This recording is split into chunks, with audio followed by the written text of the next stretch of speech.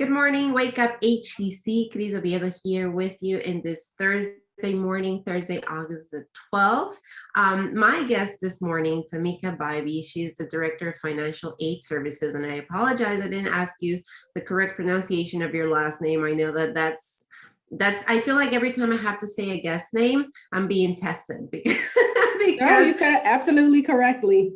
perfect. Thank you. So I get my 8 this morning. But and it's interesting to think that is August, that about 18 months ago or so, right? We heard the news about this new virus. I guess at the beginning of the year we started hearing about it in other countries, in other continents, and we thought, okay, if we travel, we need to be careful, right? Then it started coming to the States.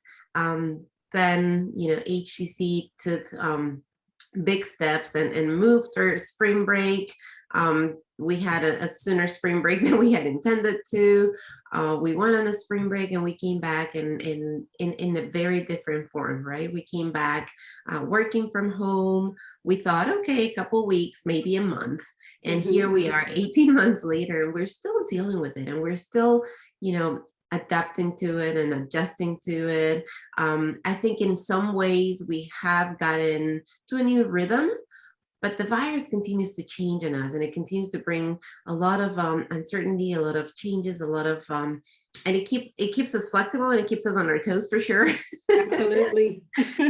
And with that, we have some challenges. We have had some losses, big losses. We've lost people, we've lost jobs, we've lost opportunities. I know that I lost opportunities to travel that were going to happen the last year, opportunities to gather. I mean, there's just a lot of feelings and emotions. There's also been opportunity, and that's what we're going to concentrate on today, right? We're going to concentrate on that intersection of the challenges that have been created, but opportunities that have come up because we see those challenges that are out there. And we want to make sure at HCC that everybody who has been affected by COVID-19 can continue to further their careers, can continue to further their education. We don't want COVID to be that barrier that stops you from going forward. We want you to get there from here, from Howard Community College. So we're going to cover all of that. But Tamika, you know that I always like to start a conversation light. And, I guess the question that I have for you is, as we continue to go through ebbs and flows with COVID, what are you most excited about for this upcoming fall semester? And welcome and thank you for joining me. Well, thank you for having me.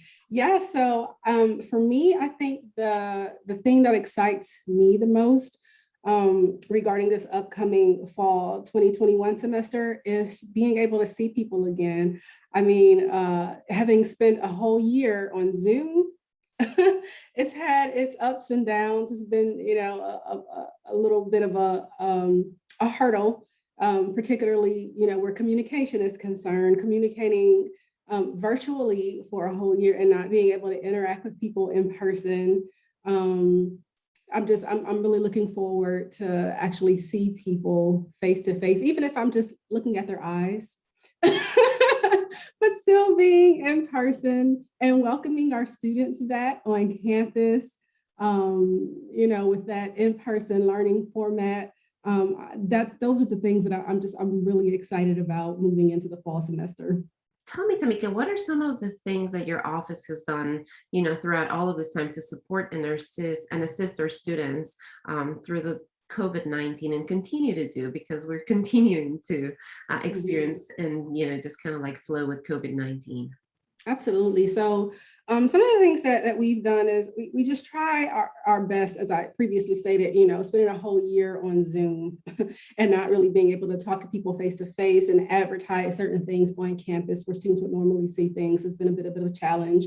But, we found other means and ways of communicating with our students to get the word out with regards to different funding that's available to them to assist them during this difficult time. It's been so difficult for so many people, so many families, particularly financially.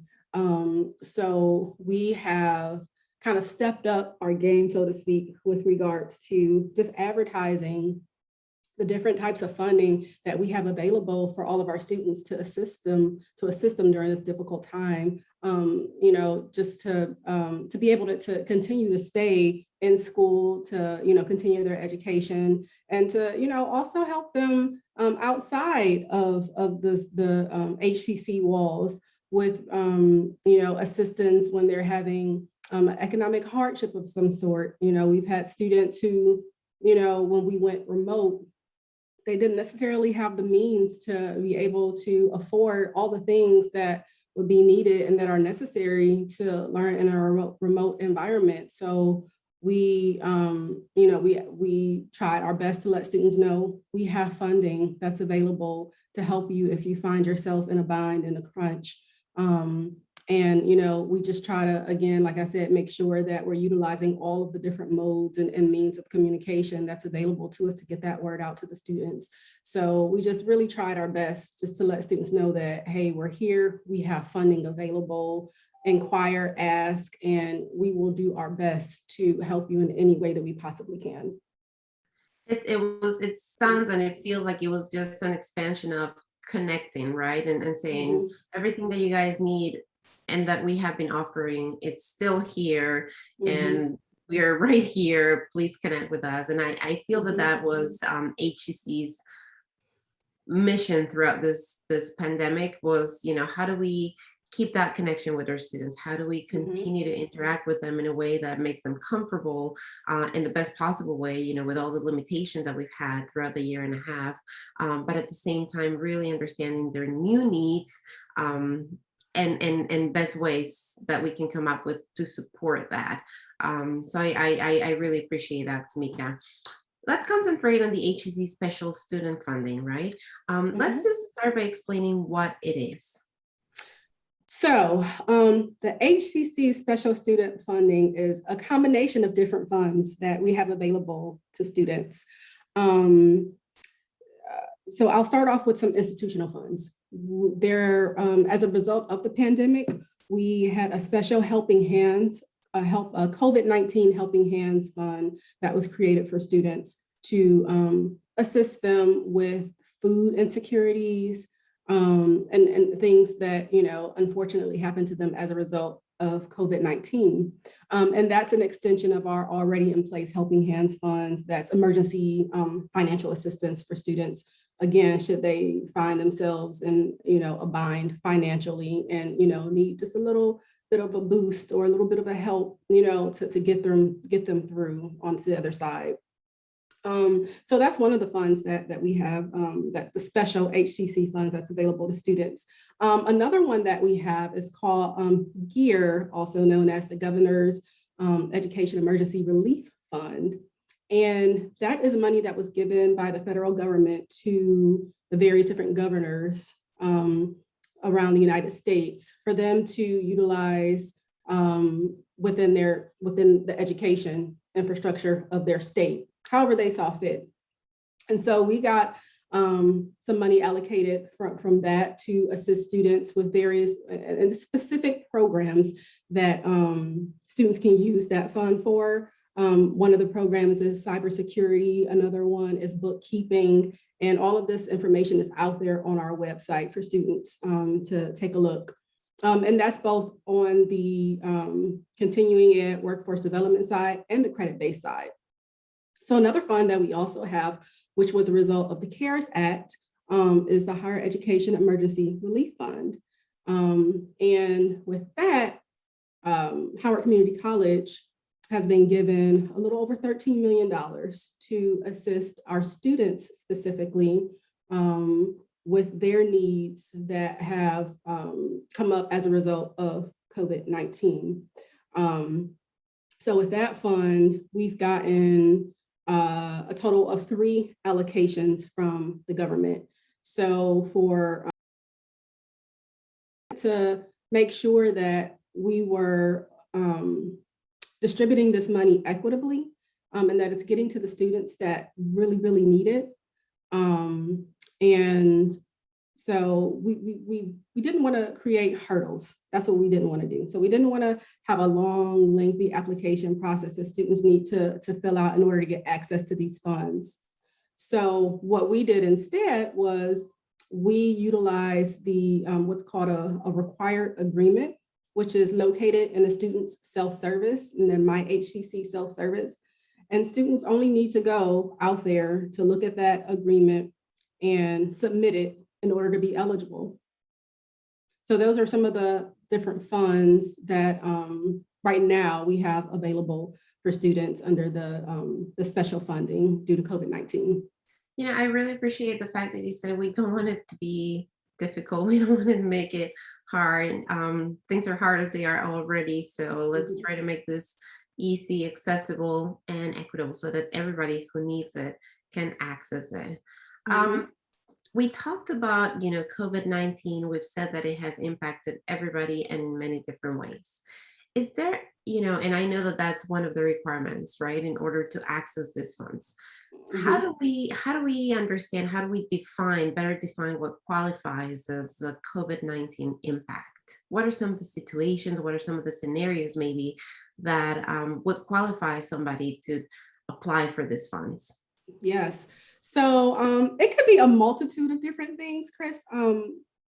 More so for instance, if a student has experienced a loss of income, either themselves or their family, their parents, if you know they've experienced a hardship as a result of our move from on campus to online, meaning you know, maybe they didn't have internet service before, but now because they're remote, in order for them to continue their studies, they had to now have internet service. You know, they now had to go and purchase laptops.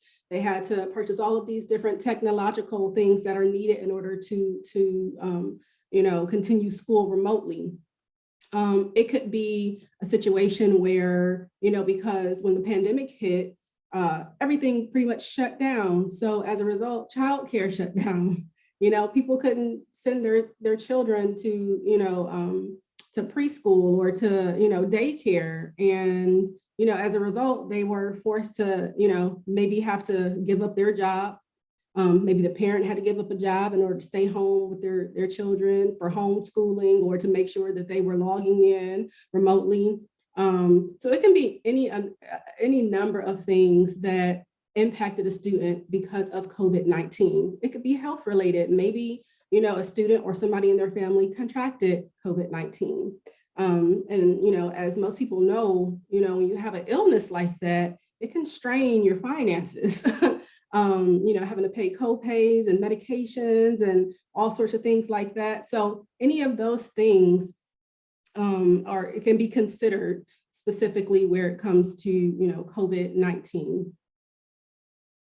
So somebody who's watching, somebody who's listening and maybe has questions, right? And it's like, well, I know that I have been affected, but I don't know that it necessarily qualifies me for this. Where can they get in touch with your office? Where can they find more information? What's the best way to clarify those questions that may have? Yes, so there's several different ways that they can get in contact with us. Since we are now back on campus, obviously they can walk right on in and they can ask whatever questions that they have, and we will definitely do our best to answer them. They can also utilize our Zoom virtual walk-in service. So again, as a result of the pandemic, we were forced to kind of pivot at a moment's notice to still provide our students with the customer service that they're accustomed to. So one of the things that was born out of that was our Zoom virtual walk-in service, where students could literally from their laptop walk in virtually to the financial aid services office, just like they would if they were coming in person. So they can still contact us there. They can also contact us by phone. And then, of course, we have our email, which is finay@howardcc.edu. And all of this information is on our webpage. So if they go to the webpage, they can find the email address, the phone number, the Zoom virtual walk-in link, the hours, everything is there for them. that search bar on the howardcc.edu website, my best friend. Every time I need to look for something, that's where I go. But in this case, if you're looking for financial aid, that's what I would type right there, right? I would just go to howardcc.edu, search bar financial aid, and that's where you can find all that information. And I love this idea of the walk-in into your remote or your virtual Our room. virtual, yes, It's office. it's so interesting. It's so interesting the things that COVID have brought, right? Is to think about this new opportunities and things that I'm sure you guys are considering. Well, are we going to continue to keep this, on an ongoing basis for the future? Because the flexibility that it offers sometimes allows for some people who may not have the time to come in person to just, like you said, walk into this Zoom room or this virtual platform and interact with somebody just during their lunch break or something. So Yes. there are some things that COVID has brought that are worth keeping, and not everything has been bad. I don't want to minimize it at all because we've been impacted in big ways, but we have learned some good lessons that will hopefully help us create a better opportunity, and more equitable, more accessible for everybody in the coming days and the hopefully short-term future, without COVID-19, where we don't have to worry about it anymore and we just learn from it. Right. And our thing is, like, we're here for the students. Like, our whole reason for being, the reason why we have a job is for the students. And so we listen to the students, and one of the things that we got back was that, students really like this virtual service. It's so convenient and it's flexible. Students sometimes, especially if you don't happen to, be on campus or around the campus, it's so convenient just to be able to pick up your phone, or if you're at home, open up your laptop to speak to a financial aid representative face to face. And so, we found that students really like this service. So we're going to keep it. We're going to continue it, even though, we're opening up the campus for students to come back.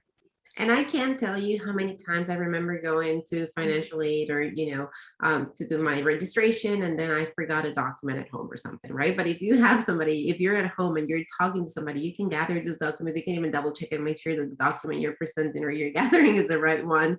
And, before you submit it. So I do see so much value in it. And I'm happy to know that that's something that you guys will continue to offer to all of our students beyond COVID-19.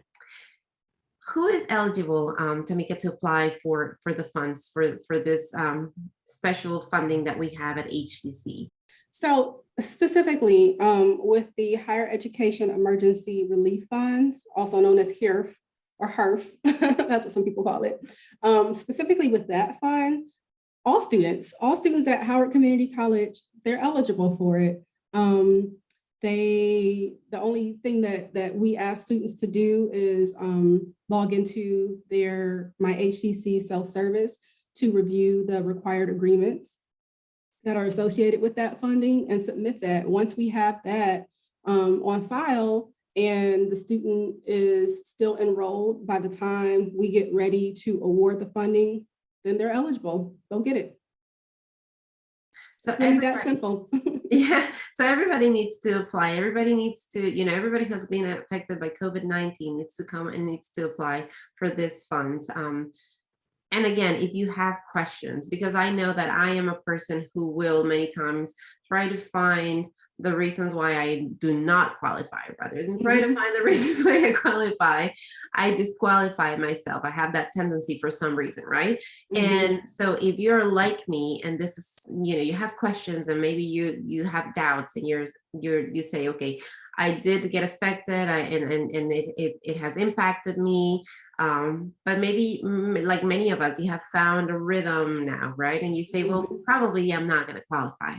Don't do that. Don't disqualify yourself.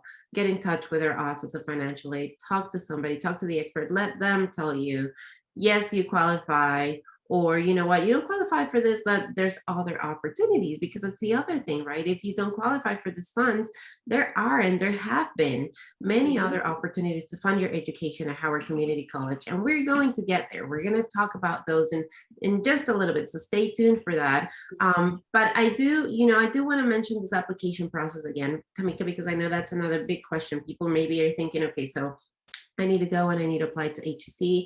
And Tamika, you're probably going to tell me that I'm going to have to apply for the FAFSA, and then you're going to tell me that I have to apply, and fill these other 10 pages, and I just don't want to do that.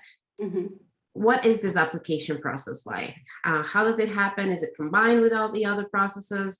Tell us how to apply for these funds. So with the Higher Education Emergency Relief Fund, again, there is no application. We really just wanted to make it as simple as possible for our students to be able to access these funds. We, whenever we can, whenever it's left up to us and it's not dictated by the federal government, we try to make things as simple as possible. So specifically with the HERE funds, there is no application process. And when I say all students at HCC, I really mean all students, and that includes DACA, Dreamers, undocumented, international, continuing education. If you are a student at HCC, then you are eligible for it. And the only thing that you need to do in order to be considered for these funds is to complete that required agreement that is in your self-service. And we send out emails on a regular basis to students, letting them know that they have required agreements that are out there for them to review and to submit. We also post messaging in Canvas. So keep an eye out for that, just letting students know, hey, there's some items out there for you to review. A lot of times we get students to just they overlook stuff, unfortunately. They ignore the emails, they may ignore the Canvas messaging. And then after we've awarded and dispersed, then they come back later and it's like, that's a little too late right now. We've moved on to other things. So for me, I just really need students to pay attention to that messaging, pay attention to the emails that come from financial aid services, because that's letting you know what you need to do in order to qualify for this funding. And there is no lengthy application. It is literally just a quick little paragraph that you read. You can accept it or you can decline. You submit those, provided you accept the agreements, that's it. You're eligible to receive the funding. Is there a deadline to apply? Is there a deadline by when students need to go and sign this agreement?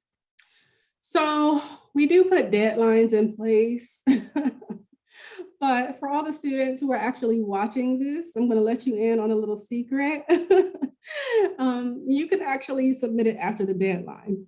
So you really just want to get those agreements, because it doesn't disappear all of a sudden if you go past the deadline. And I think for the fall, I think we put a deadline in place. I can't remember off the top of my head, but it's probably either early October or end of September.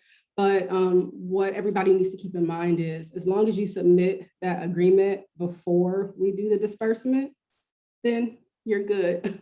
And what I can say about the actual special funding, the Higher Education Emergency Relief Funding and disbursement, is we are looking to disperse that sometime in mid-October.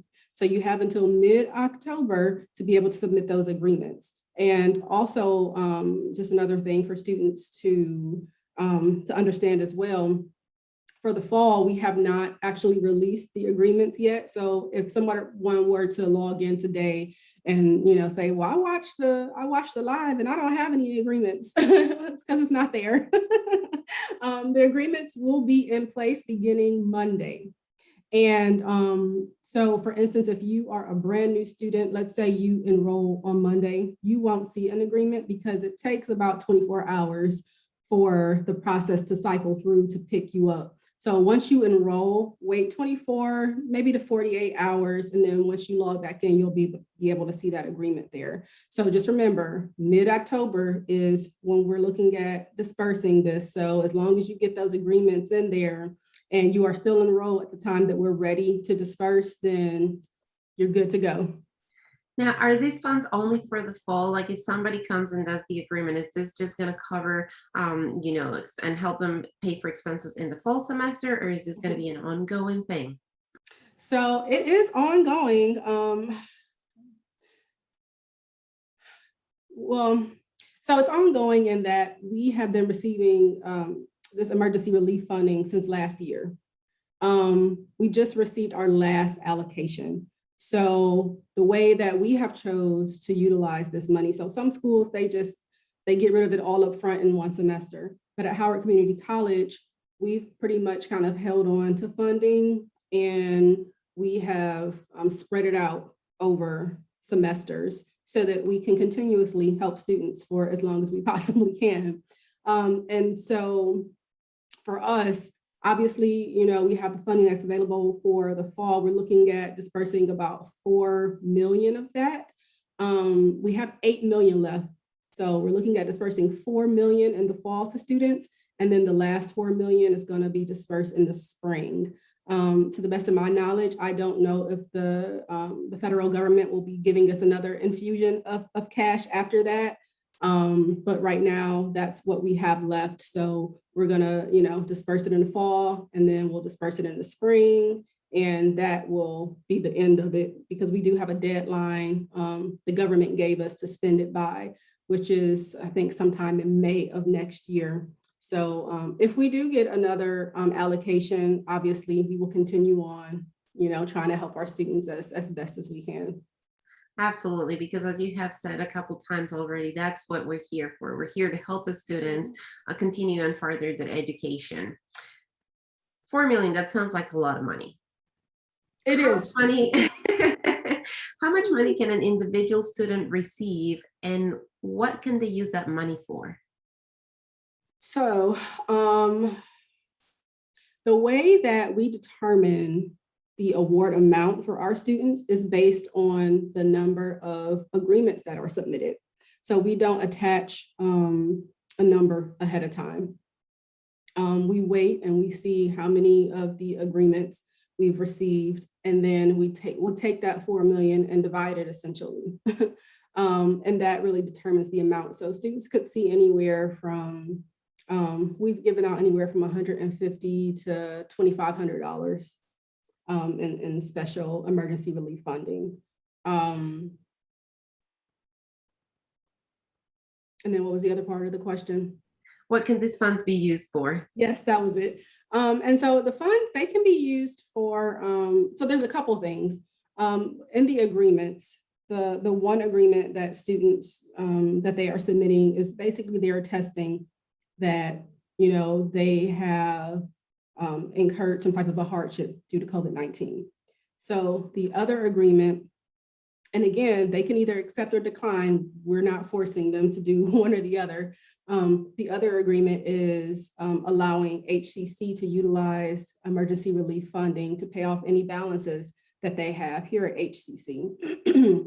So if they accept both of those agreements, the funding can be used to pay off balances here at HCC.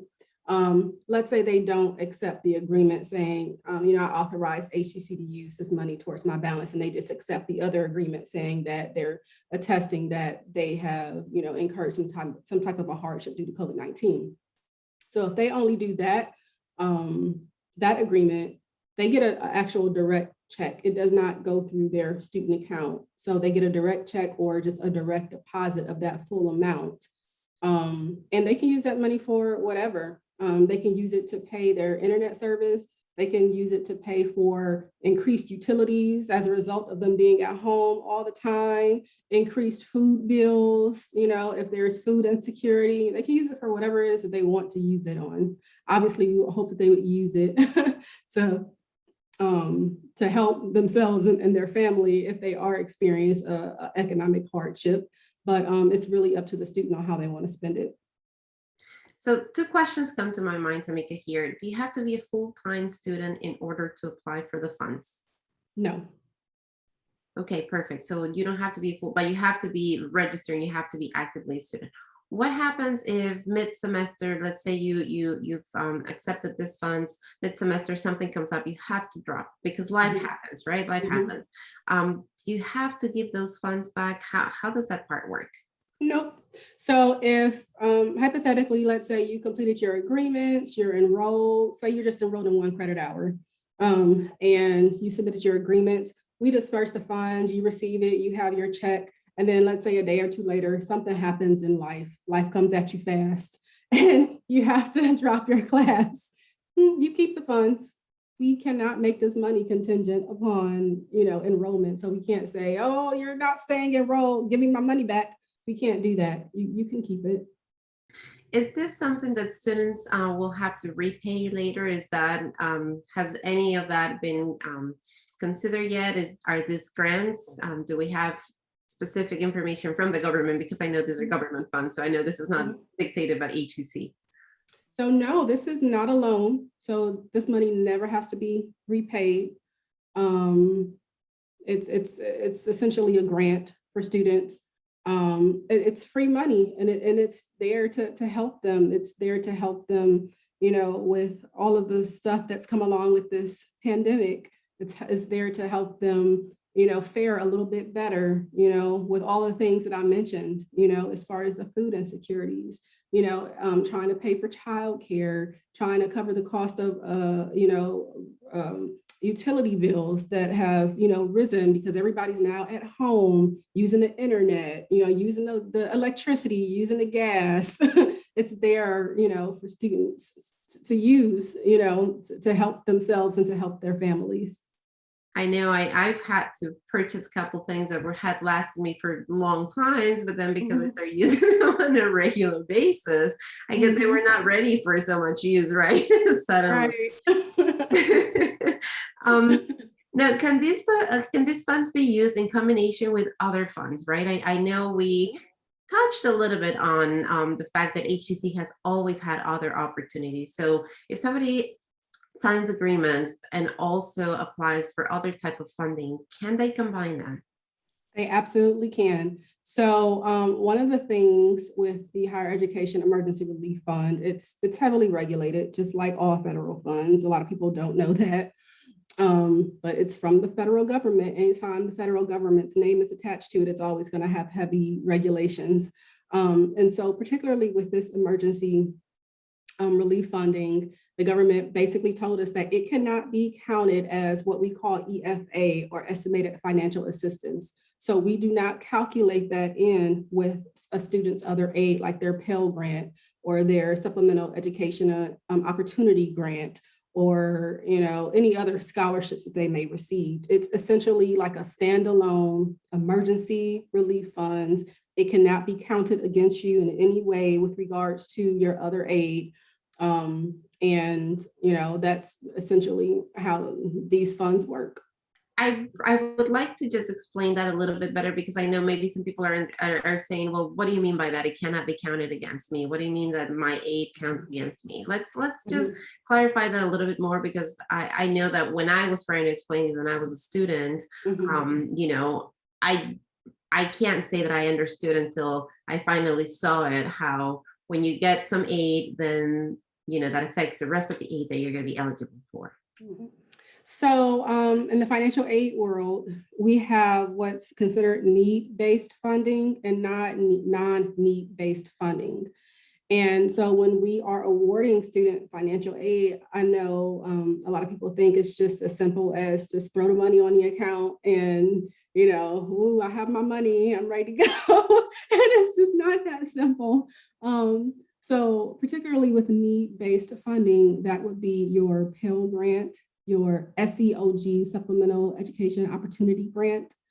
And with that need-based funding, we have to determine what that need is, right? So the way that we determine need is we take the cost of attendance and we subtract it from your expected family contribution, or EFC. That's the number that students receive after they submit the FAFSA. And that is the number that the federal government expects students and their families to contribute to their education. So COA minus EFC equals need. We cannot go over that need amount with need-based aid. So let's say your need is calculated as 5,000. And let's say we have need-based aid available to you in the amount of 6,000. If we were to award you that full 6,000, we're over $1,000 and we have to take $1,000 back. Same thing with the COA. We cannot award you over COA, over cost of attendance. So hypothetically, let's say your cost of attendance is $10,000. And let's say we have $12,000 in aid. If we give you that full $12,000, we've over awarded you by $2,000 and we have to take that money back. So with emergency relief funds, that doesn't count towards either one of those. So if you have a cost of attendance of $10,000 and by awarding you this emergency relief funding, it ends up giving you a total amount of aid of $12,000. Let's say 2,000 of that is the emergency relief fund. You keep it. It's not considered an over award. So that's essentially what I mean when I say, it doesn't count. This money doesn't count against you. So this is real extra funding that it's meant to help you continue to fund your education. And like Tamika explained earlier, it can be used for other things. I know that with the funding that usually we get through HEC, it's very specific, right? It's for your tuition, it's for your books. Like it's a very, it's already predetermined almost in what you can use that. But this special funding, this that we have access to right now, it's really meant to help you cover those other costs that maybe the other ways of funds that are available are not, are not designed to help you. And the government and HEC understands that right now there's other things that is not enough to just help you pay for your tuition, cover your books, or the costs that are associated, the regular costs that are associated with education, that there's other costs because of COVID-19 and the special situations that we're in that need to be funded. And that's what these funds are here for. Let's remind again, everybody, because I know that, people have questions. Financial aid is one of those things. I know that when I was a student, I would go into the office so many times. I became friends with that person right there at the front desk. So that's a good thing. Yes. Let's remind everybody the phone number, the website, the best place where they can contact you and ask these questions. Definitely. So if I, am being honest, I think the easiest way for you to contact us would be via our Zoom virtual walk-in or via our email. You can definitely call us. However, with us transitioning back on campus, as everyone could imagine, it is bananas. So you may end up having to leave a message, and we do our absolute best to try to get back to students within 24 to 48 hours. However, that doesn't always happen, especially in peak time. But all of our contact information is available on our webpage. So if you go to the financial aid webpage of howardcc.edu, you can see all of that information there in one place. We're also advertising it on the monitors within RCF. So you can see our hours of operation, our contact information, all of that stuff there. So get in touch with the financial aid office, ask those questions.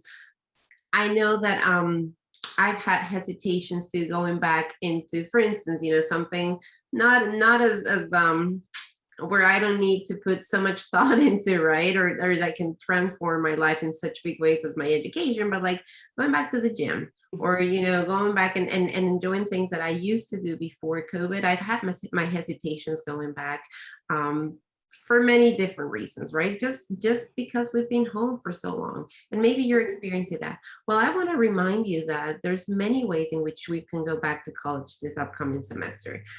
You can go back to college in person if you choose to, right? You can certainly do that. We are offering in-person classes. You can do hybrid. Maybe you're feeling, I do want to go back, but I don't know that I'm ready to start going on a regular basis. My schedule is still, fluctuating and changing. I'm still working from home. My kids are still home. They're, all of these other things that we didn't have to worry about before are still up in the air in many ways. Well, you can do hybrids where you can come to school some days, but you can also take part of your class online.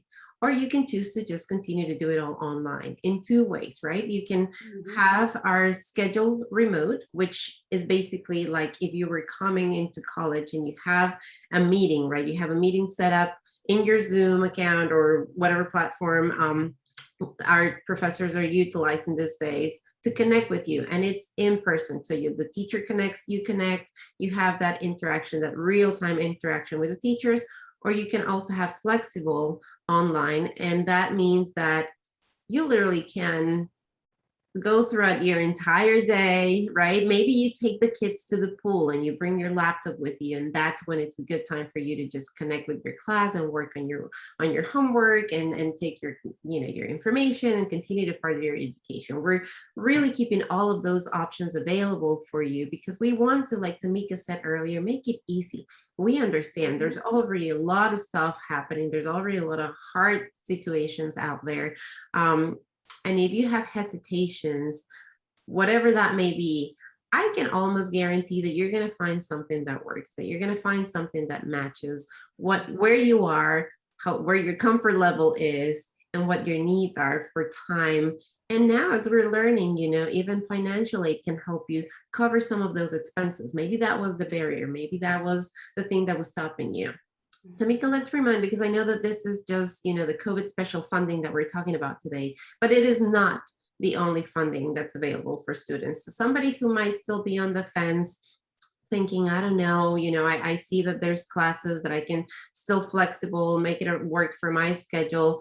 I just don't know that I can afford college right now. Let's remind everybody of the other ways in which they can come to HCC and pay for that education.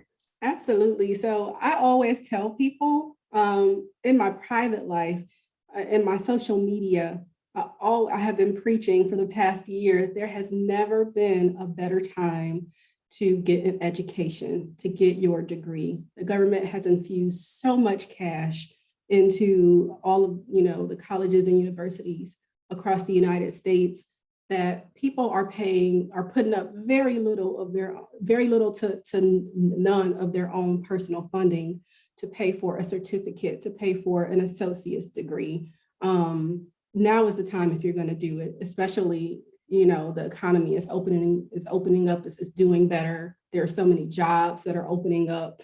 People are actually leaving their houses now. The time is now. Specifically with Howard Community College, we have so many different funding opportunities from our foundation. We have almost $2 million in scholarship funding for students. With that money, you do have to complete the scholarship application. Again, I'm going to refer you back to our webpage. It's a little bit of your time for a whole lot of money that will help you pay for, your tuition, your fees, your books, and all the costs associated with going to college. Please complete that scholarship application. And then we also have the Governor's Education Emergency Relief Funding, which is similar to the higher education emergency relief funding. It's a little bit different in how we've chose to use it here at HCC, in that we are targeting specific programs such as cybersecurity and bookkeeping and things of that nature. There's a couple other ones I can't remember off the top of my head, but it's all out there on our webpage for you to see. We also have our Helping Hands funds, and that's for students who find themselves in a little bit of a financial bind. Maybe it's due to the pandemic. We have the regular Helping Hands Fund, and we have the COVID-19 Helping Hands Fund. We have emergency book funds for students. If you find that you've gotten enough financial aid to cover all of your tuition, all of your fees, but not enough to cover your books and materials, you can apply for the emergency book funds. We have so many different vehicles to assist you guys, so many different funds to help you fund your education and fund your future. You just have to reach out. You have to, be willing to ask. You have to be willing to go on our webpage and take a look. You have to be willing to read your emails, read your emails that comes from financial aid services, because we're giving you some really good information, in those emails. It's not just us harassing you for documents. So read those. There's just so many different ways. And then outside of HCC, there's private scholarships. There are a few different platforms that students can use to set up an account. And that account will feed them different private scholarships that are available they're available. One of the platforms is, what is it? It's FastWeb. FastWeb is a really popular one. If you set up an account with them, enter in some information, they will send you various different scholarships that you may be eligible for and you can apply to. The time is now. If you have been thinking about going to school, if you want to change your career, the time is now to do it, because there's so much money out here available, to the point where, like I said, you may not have to come out of any of your own personal cash. Are there any dates that people need to keep in mind as they're looking to further their education, that should definitely be on their calendar and they need to take action by? So I would say one of the main dates is our financial aid census date, which is September 17th. And essentially that's the date that we lock in your financial aid. So if you end up enrolling after that date, you may miss out on certain types of aid. The other is not necessarily a date, but you really want to make sure, well, it is a date. October 1st is when the 22-23 FAFSA will be available for students. As soon as that FAFSA is available on October 1st, I encourage you to complete it. It doesn't take long, maybe 10 to 15 minutes at best, because the sooner you get that information into us, then the quicker we can actually start looking forward to awarding students funds for the upcoming award year, the 22-23 award year. So September 17th, our financial aid census date for the fall, and October 1st is when the new FAFSA opens up for 22-23. And those are, I would say, probably the two most important dates that students want to keep in the back of their mind. HowardCC.edu. On the search bar, financial aid is the place where you can find all of this information. Tamika, we have only about 10 minutes left here in our conversation, but is there anything else that we haven't talked about that you think that we need to make sure that our students know as we continue to look at the fall semester? As far as funding, I think we've pretty much covered everything. I do want to kind of slip in just a little bit, if I can, some of the things that are going on outside of HCC and the financial aid world and the federal government. So one of those things is repayment. So for the past year and a half, if you have taken out a student loan and let's say you have not been enrolled at least half time, so you were in repayment, the Department of Education has put everybody's federal direct student loans in an administrative forbearance. That was due to expire at the end of September this year. However, President Biden has extended that to January 31st. So repayment will not begin until February 1st of 2022.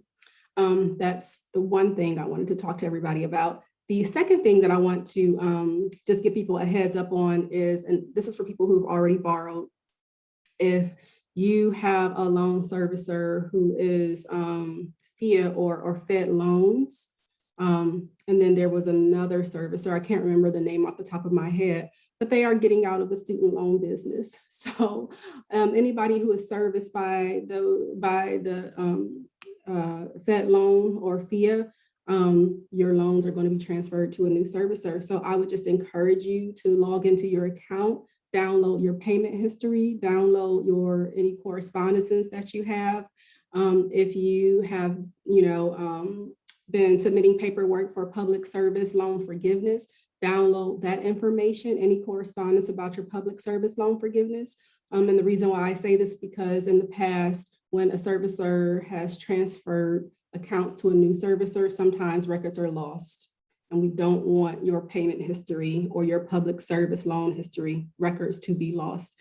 So please make sure that you download that, keep a safe copy, somewhere, so that way that you have it once the actual transition is complete.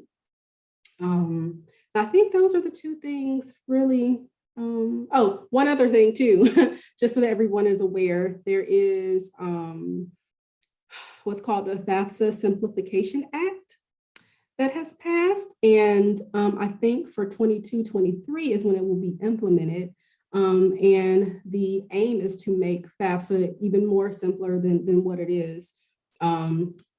Again, to kind of remove some barriers for students who want to pursue an education. So it will be pared down the number of questions. I think it'll be under like 30 questions.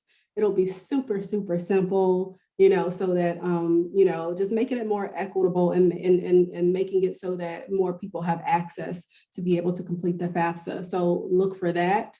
And there may be some other things coming down the pipeline, which I'm not going to talk about now, but those are the three things that I just wanted to make everybody aware of. It sounds like there's a lot happening in the financial aid world that There is. it seems exciting though. It seems exciting. I mean, some of the information, the fact that the FAFSA is going to be easier, might encourage me to go back to school because I know that was, just thinking about having to fill that one out was, it was intense. It was intense. Tamika, if there's one thing that you want our students or viewers or listeners, everybody who is interacting with us this morning to just keep in mind, right, and take away from this conversation today, what would that be?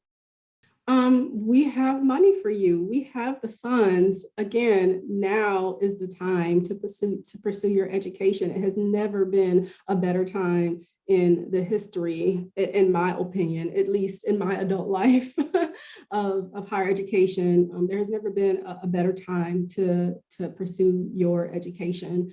Don't be afraid to ask. Don't be afraid to, ask questions and see what's available, because we have so much funding that's left on the table, quite frankly, especially with our foundation, our scholarships, because students just don't submit those applications. So please submit the scholarship application, go into your self-service, your MyHC self-service, and complete those required agreements when they become available beginning on Monday. Read your emails from financial aid services. They're important. We're giving you some really good information. Make sure you pay attention to the messaging in Canvas. Go to our webpage. There's a lot of information there, and half of the time, some of the questions that you guys have are answered just by going onto our webpage. So fund your future. Let's not leave money on the table.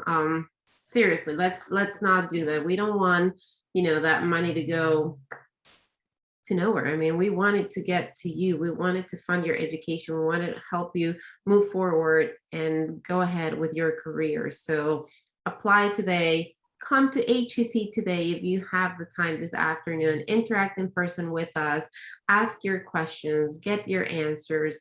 Apply. Come join HCC. Continue to further your education and help us fund your future. Help us get you there from here at Howard Community College.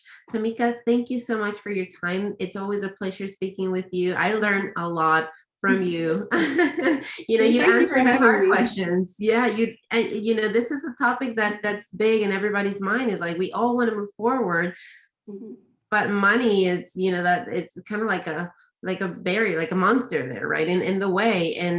But then when we find somebody like you who's so friendly and who can explain things so easy to us, it's like, oh, I don't know what I was worrying about. There's all this money out here waiting for me on the table. I just need to do my job, apply, fill out the paperwork, read the messages, sign the agreements, whatever it may be, whatever type of funding you're applying for.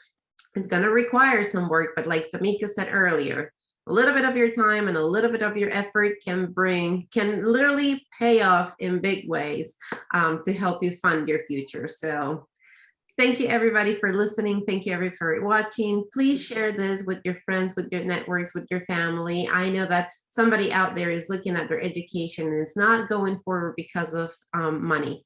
Well, here's the answer. Here's the opportunities. Howard Community College is ready to help you fund your future. Have a wonderful rest of your day. And until next time, I am Cris Oviedo.